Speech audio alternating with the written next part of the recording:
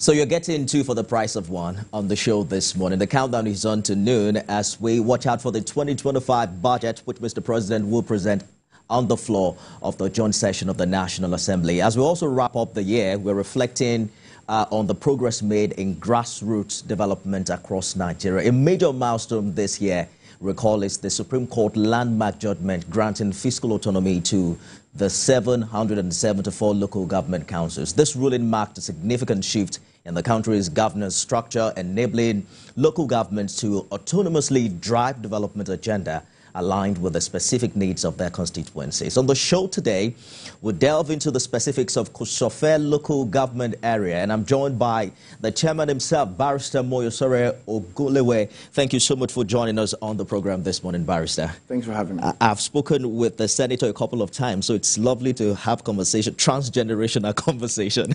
I heard he celebrated his 82nd birthday recently. 81st. 81st. How's it doing?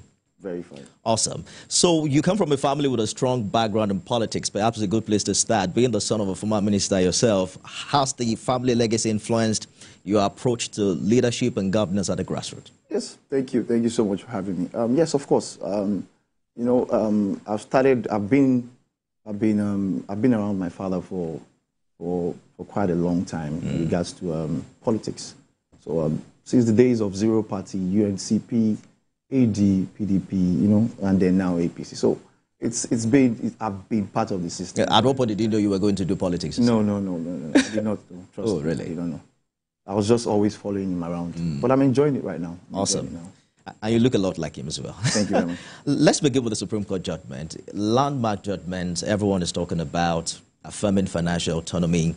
Can you confirm for us on this show if the Federation Account Allocation Committee has begun releasing monthly allocations directly to local government areas? So you see, for me, Lagos State, to be precise, has always practiced local government autonomy, right?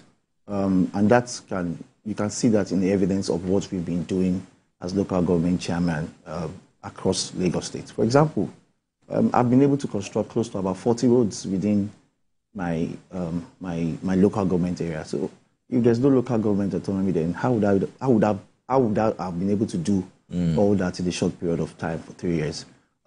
As we speak, they're still trying to sort things out, but definitely I'm very sure that by the time things are sorted out, then definitely. It's the same thing I hear from every local government chairman in Lagos. They say it's party loyalty. Are you sure there's no scripted backdoor arrangement that twists local government chairman? No. To whom these allocations? No. At this point in time, you say it the way it is. There's nothing of that sort.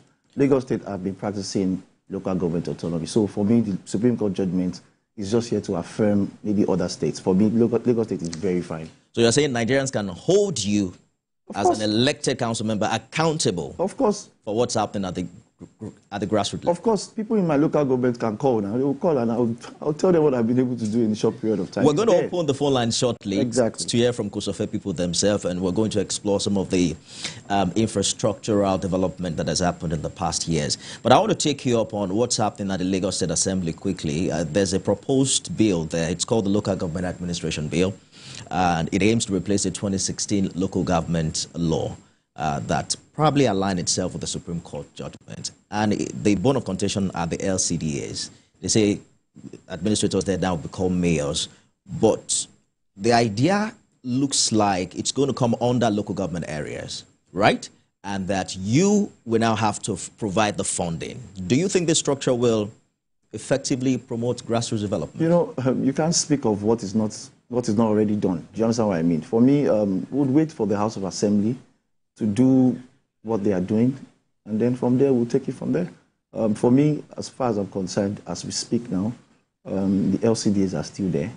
The local governments are also still there. So let's wait for the House of Assembly to complete that process before we move ahead to say or discuss anything about that. Earlier this month, you met with the Minister of Youth Development. Is something cooking for young people in Kosefe? In Nigeria? Yes, of course. We spoke at length. And then he's getting ready for next year. He just picked up the seat from the former minister. Yes. So be rest assured, Ayowande Wisdom is a brilliant young man, and definitely he will deliver for the youths. We're talking about the national budget. I understand that you presented your budget already last month. Yes. 6 billion plus? 6.7 billion. 6.7 billion. Do you want to walk us through what's the recurrent capital expenditure ratio, and what vision do you have for this budget to drive development? Well, for me, we're going to be focusing major on capital expenditure, right? And then for capital expenditure, we have close to about 4.5 billion, meaning that we're going to be concentrating majorly on infrastructural development for the community of Kosefe local government. For example, for our youth, sports centers, IT, where they can all go into and then, speak to themselves and also see what's going on in Nigeria as well. So it's going to be majorly focused on capital infrastructure. How do you intend to fund it? From the federal allocation. The allocation and also revenue. Of course. Awesome. Of course. Federal allocation and also the revenue drive of Kosefe local government to be able to fund that. Let's talk about the revenue drive. What's idea been, before and now that you're chairman? Yeah, it's been impressive. We've visited. For me personally, I have 142 CDAs in my community, and I visited all of them, and then speak to people within the area that you don't expect me to do so much for you, and don't also pay your revenue. So, and that's what you just need to embrace and discuss with these people, and that's all we've been doing in Kosefe. And trust me, from 100 million, we've moved close to about 250, 300 million. Wow, as we speak. Per month? No, per year. Per year. Yeah. Okay. All right. So we've seen a couple of commissioning of road projects and boreholes across the local government. We're going to talk about a few of them, the stages they're in currently. But what do you consider your legacy projects in 3 years plus? Well, there's a road in Ojota called Rojo Avenue. It cuts across about 14 roads within the community. And trust me, it is making waves, even on Twitter and even on social media, even within the environs of Kosefe local government. And that's a legacy project for me because it has not it has never been constructed before, at least since maybe when Jack Conde was there or something like that. Most of the projects I'm doing 30, 35 years ago. So for me, all of them should be legacy projects. The road is 100% done now? About 85% done, just asphalt, and that's all we're done. I will commission it. So there's the Aminu Street Mende. Done, completed. Done. Musa they were completed. On Ilawe Street, if I call. I've constructed close to about 40 roads. 40 roads? Yes. All right, so let's talk about the ones that are not yet done. Just about 4 or 5 of them. 4 or 5? Yes. Interesting. There's Olayiwola Owoya Street. 60% done. 60%. Paul Odulaja. 60%. Obazo Street, if I call. That should be about 50%. 50%. Is there a timeline for completion for this? Yeah, we're going to finish it before the end of the year. Interesting. Yes, sir. So let's talk about how you engage your constituents, especially, they say that development is key at the grassroots, and you guys are closest to the people. Is there like a periodic engagement to understand what they want per time, if you are fixing the roads they want fixed and addressing the issues that matter to them? Thank you very much. As I said earlier, I told you, we have about 142 CDAs in my community. I visited all of them and told them to write me a letter in regards to what they need within their CDAs. And from there, that's what we're doing. That's how we've been able to achieve this progress in regards to infrastructural development, welfare of the people, and so on. And I think that's the best way to go about it, because I would not just go on a particular road and fix it without the consent of the CDAs. The CDAs are the closest to the grassroots, because that's where the people are. And they have ESCOs in those CDAs. So I meet them, get a letter from them telling me what they need. We've procured close to about 8 transformers within the estates, Millennium Estate, Shosoya Estate, about Odufa CDAs, all of them. So we work closely with the CDAs. And that's why we've been able to achieve so much in this short period of time. It couldn't have been all rosy. Are there challenges you think that are huge, that have been a major issue in the past 3 years? Of course, mindset, everybody wants development at the same time, and it's not going to happen. We must take it one step at a time, and that's what we are doing. I've also told most of the estates to add me into their, their platform, and they've added me, and we discuss at length in regards to what they need in their communities. I think that's the best way to go about it. So how do you prioritize what should be done next? What should be done next is I have their letters on my table. Okay. There's a CDC chairman who is in charge of the CDAs. We discuss, and pick some roads within the community in each of those CDAs. And then we go ahead about it and we call them for a meeting, have a brief interview with them, how the work is going to be done. Sometimes we even also allow the youths within the community to get involved in the projects. Like the one we're doing in Roju, I'm paying close to about 60 youths every week to make sure that they are part of the system. And that's what we are doing. There are conversations about what's happening with our young people these days, you know, within the communities. I think we had a conversation with NDLEA recently, and there are concerns about abuse of drug in Lagos amongst young people and how unemployment and underemployment is an issue. Is there a specific program that addresses that in Kosefe? Of course, I've employed close to about 600 youths that I pay monthly as non-pensionable staffs. And we also use them to achieve our aim as a government. So, you know, it's priority. Yes, these things are everywhere in the world. You know, it shouldn't be only Lagos or Nigeria alone. Do you understand what I mean? So, for me, the most important thing is we keep engaging them and making sure they get involved in the government. And that's what we are doing in Kosefe local government. We continue to do that. As we speak, we're also engaging the youths, some of the younger ones, the Gen Zs, to have a one-on-one chat with them because their mindset is quite different from ours. And they are the next generation, whether we like it or not. As you can see clearly, they came out and they voted for the candidate that they wanted to vote for. So they are also getting into the system one way or the other. So we also just need to engage them as much as we can, and then we'll see how we'll drive the country forward. Let's open the phone lines for a bit. Mr. George has called in from Ikeja. Good morning. Good morning, Nifemi, and good morning to Mr. Ogunlewe. Good morning, sir. Nifemi, I have my reservations about our local government structure and its finance arrangement by our constitution. It doesn't look practicable to me the way the federal government is going about it. That the local government chairman should be financially autonomous. There is no governor that would want a local government in a state to be outside his own control. You can say it 100 times a minute, but doing it is very, very, very difficult. Look at what is happening in Edo State. I just swore in a new governor a few weeks ago, and look at Rivers State. Any governor wants to be in total control about, of all the local governments. You won't have a party where the governor came from, and he would accept another party to be governing one of the local governments. They will do everything possible to make sure it does not happen. And you can see how local government elections are being operating. How would a local government chairman operate independently with funding from the federal government and wants to do things successfully without the cooperation of the governor? He has to do it the way the governor wants. If he doesn't do it like that, he will not succeed. And what the governor wants might not tally with what the local government chairman wants. So you see that it is one thing for the structure to be in paper, but to practice it, I don't see it working.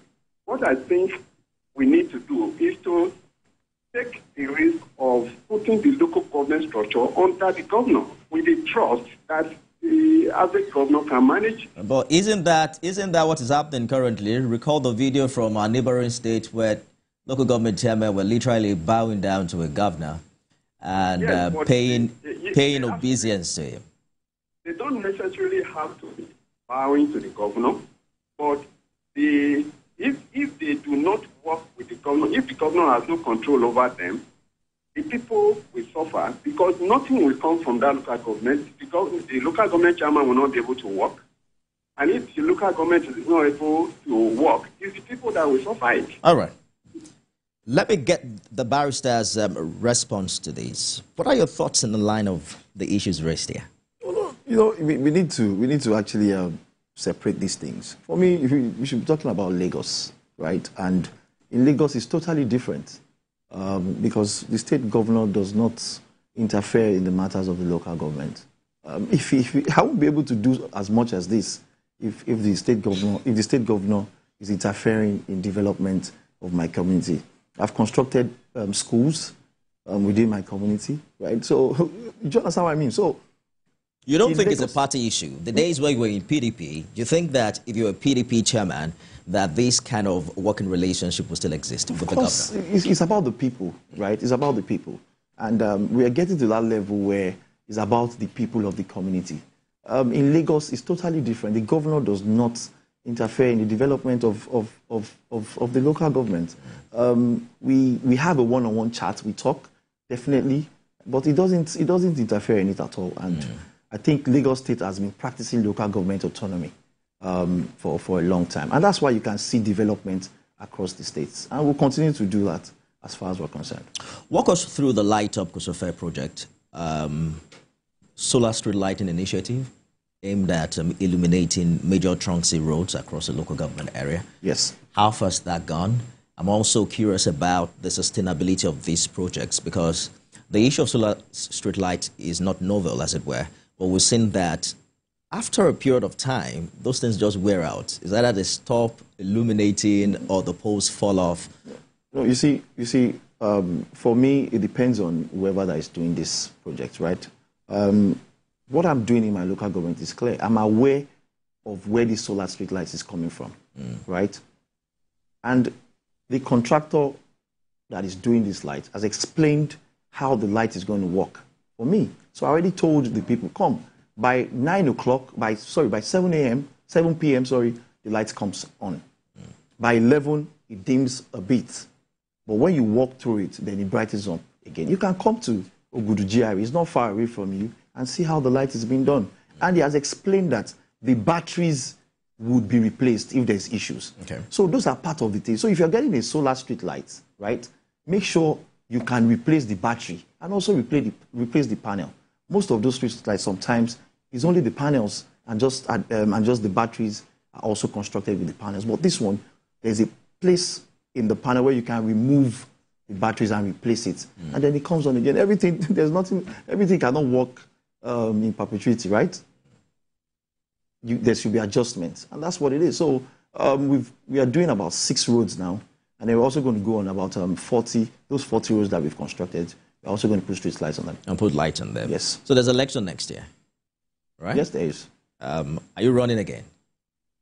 I don't determine that. It is the people that have. I like the way you politicians answer the question. I don't determine that. You don't give a yes or no answer, but are you not running?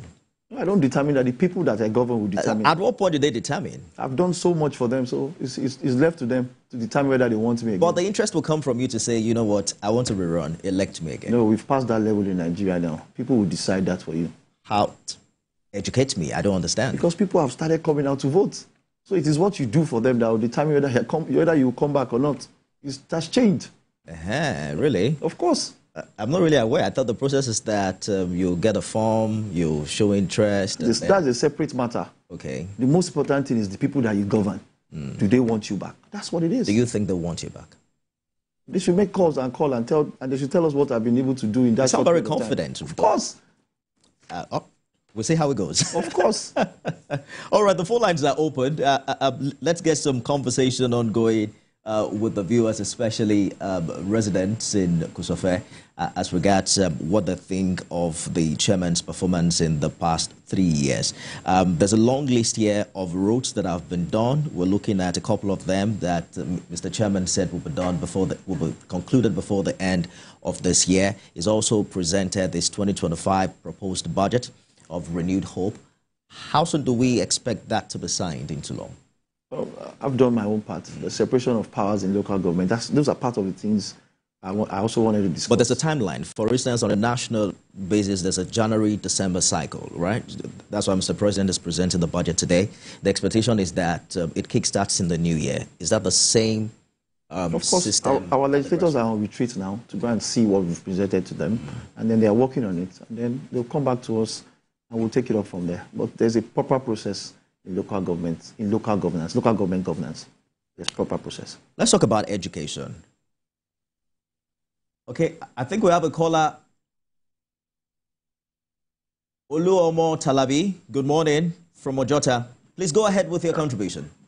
Oh, very good morning to you, Nifemi. Good morning. And good morning, my able chairman. Good morning, sir. I'm calling from Ojota. Yes, I want to affirm what our able chairman has been discussing concerning the developments in Kosefe local government. Precisely, Ojota. I am a CDA chairman in Ojota, and I can attest to everything I've said about the developmental project. So I want to encourage you, my chairman, please keep doing what you are doing. And I can assure you that the question Nifemi has, we want you back. And certainly, we're going to follow you. Thank you. Well done, my able chairman, sir. Thank you, sir. Well, I wonder if you are speaking on behalf of the other CDAs. I am also CDA chairman, so I'm speaking on behalf of the entire Ojota. All right. Interesting. Thank you so much for calling in.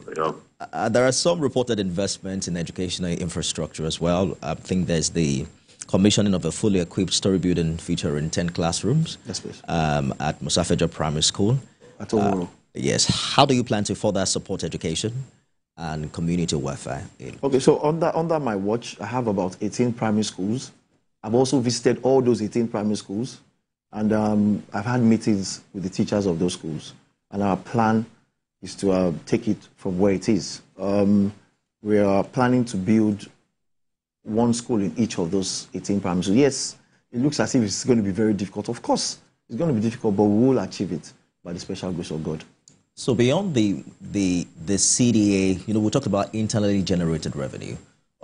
What economic, walk us through the economic importance or contribution that Kosefe makes to the Lagos State government?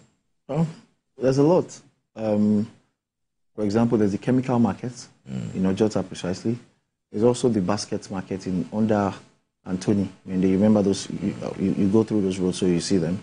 And also there's a lot of companies and industries within my local government area where I cover. And they make a lot of contribution to Lagos State as a whole. So, and also the issue of LASA is also one of our revenue driving Lagos and also in local government as well. And we all enjoy all these things. And for me, they are there and they know what I'm doing in the local government, and I'll continue to do more for the people. Josh has called in from Ogudu. Good morning, Josh. Yeah, good morning. Let's go ahead with your contribution. Yeah, Chairman, sir, good morning, sir. This is Josh calling from Ogudu. Good morning, sir. Yeah, I just want to commend our able chairman for what he has been doing in Kosefe local government. Like, generally, he's the only one that's been doing some amazing stuff that people get tested, even on Twitter, IG, and the likes of them. He has been doing amazing stuff for us in the sense that the area, for example, Ogudu used to be an area whereby we had some violence issues. But ever since our chairman came into the fold, Ogudu has been peaceful. Kosefe local government in general has been peaceful as well. But I like the fact that he actually engaged the whole youth, the boys in the area, the road project that is of them. So it's really nice that he actually took everybody along. So definitely, we all want you back for second time. If you don't want to, we actually do need you. Thank you, Josh, for the contribution. I see that Mr. Chairman likes the feedback. We're probably going to get a caller that will make you frown a little. I will explain myself. It's not a big deal. It's all right. So I see that you have a WhatsApp channel where you upload many of these things that you are doing. Interested in knowing if there are other means through which your constituents can also reach you online and bring into your awareness some of the challenges they're faced with. Yes. I engage with them on Twitter. I think I'm one of the chairmen that also engage with our people on Twitter. So I'm on Twitter, I'm on Facebook, I'm on Instagram, I'm on the WhatsApp channel as well. So they can always reach out to me. And I'm also on their WhatsApp groups in each of the estates where we communicate with each other. Awesome. What's the relationship like with representatives, House of Reps, senators in that constituency? Is there a working environment? What is it like? Yes, they voted for all of us, and we're expected to make sure that we give back the dividends of democracy for every individuals or every citizens of Kosefe local government. So the House of Reps, she's doing very well. The Senator is doing very well. The House of Assembly is also doing very, very well. Our governor, too, is also doing well. And also, Mr. President is doing extremely well for the people of Kosefe local government. Walk us through what the top priorities are for your administration in the new year and your plans to achieve in them. Well, as I said earlier, I'm going to be focusing majorly on infrastructure, education, and also health. Last week, we just finished an health program. We visited all the CDAs within the local government. I also gave them free drugs. I think it cost about 17,000 naira to give the elder people like drugs so that they can take care of themselves. And also, we also gave them some money after they've been treated, about 2,000 of them. So the records are there. As I said earlier, you don't say what you have not done, right? And I can beat my chest to say that I have contributed so much for the development of my community. And I'm going to continue to do as much as I can if I'm allowed to contest again or if I'm allowed to run for office again. You talked about the contribution of the local government area to the overall economic development of Lagos State. And you also talked about the fact that this local government is independent. Well, it's pretty much what we hear from most chairmen in Lagos State. But what then is the collaboration that exists between your budget and that of the state government? At what point do you synergize and work together? No, the local government is different from the state government. My budget is clearly different from the state government's budget. So we all do our things differently. As I told you, the governor does not interfere in the process of the local government at all. The only time he interferes is when we are having a conversation, just talks, how is the local government doing, hope you are doing well, and all those things. And then sometimes they tell us to actually showcase what we are doing. So it's like a competition between the local government chairman. So you must do as much as you can to impress the leaders of the party and also the governor. So for me, the governor doesn't interfere at all. So when the man called, I was talking about Edo State and Ogun State. In Lagos, it's totally different. And it's totally different. Trust me. I'll say it the way it is. If it is not, I'll say it. But I can tell you for free that it is totally different, and we're enjoying autonomy in Lagos. A major challenge in Lagos has been the traffic situation. Year in, year out, administration after administration, it remains a challenge. What do you think is the problem? The population. The population of Lagos State is becoming alarming, and I think the Lagos State governor is doing so much to make sure that things is resolved. For me, we need to plan for the people. A lot of people are moving into Lagos every day, every minute, every second. So we need to keep planning. Because if we don't plan, then it might get worse. But I can assure you that the governor is working so hard to make sure that these things will be put in place, and then it will reduce traffic. You saw the numbers in 2023 election, especially during the presidential election, where opposition almost won. And I think they even won. I think Labour Party won in Lagos. Remind me, during the presidential election. And the panic was high for the governorship election. What do you think has happened between then and now? Because you mentioned earlier that everyone is doing well, including Mr. President. Opinions are divided about the performance of this administration, where you consider the cost of living, or you consider how much the Naira exchange is now for $1, how much people pay for fuel and energy, and what have you.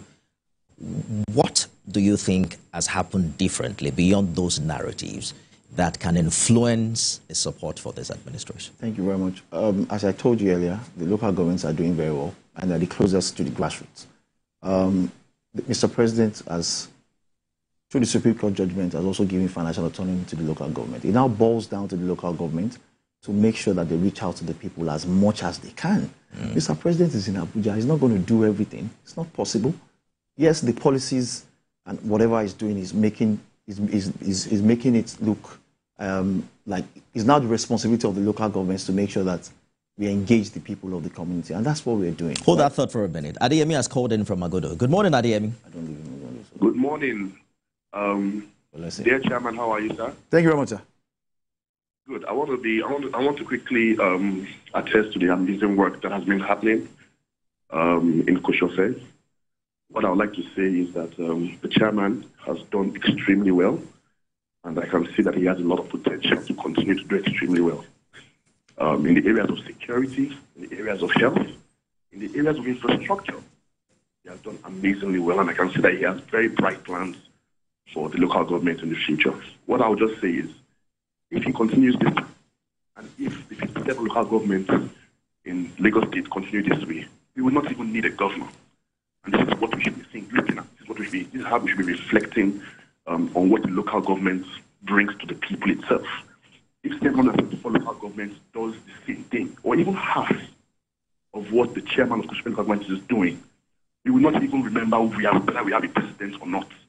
And that is how I believe that the people of this country, the people of Lagos State, the people of Kosefe, should, take, that is how they should take their local government. They should take it important.